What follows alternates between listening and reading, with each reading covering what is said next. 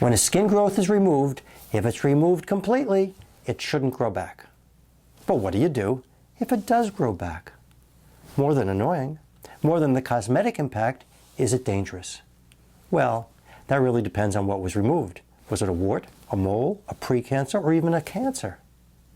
Does it need to be removed again? Today I'll tell you which ones require a second removal. Hello, I'm Dr. Neil Schultz, and welcome to DermTV. Most removed skin growths stay removed. They don't come back. Now, usually you know what was removed because a biopsy was done, and presumably the doctor told you what was removed, so you know exactly what you had.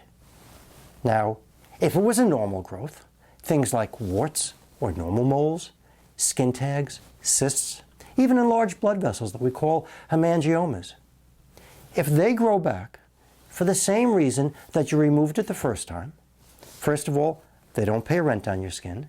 Second of all, you didn't like them. For the same reason, you're going to want to remove them again. Now, warts are a special case because warts are a viral growth, which are contagious, and they are the most common growths to regrow.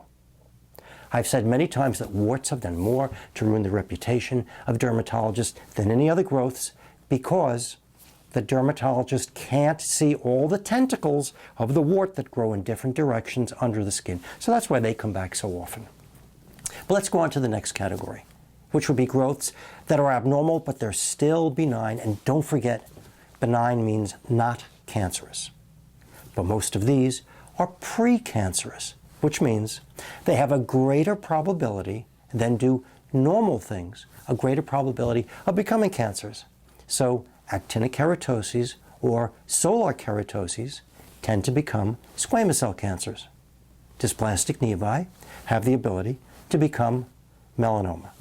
So if we look at the statistics, as much as 25% of dysplastic nevi will go on to become melanomas, and even a greater proportion of actinic keratoses given many, many years and sometimes even decades.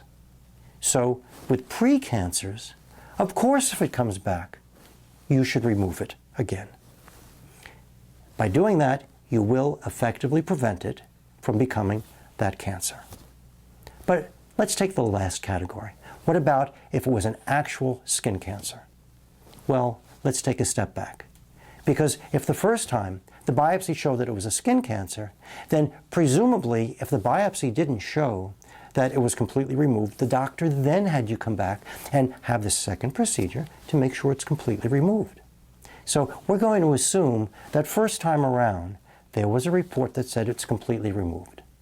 So how does a growth, which was allegedly completely removed according to the biopsy, recur, come back again?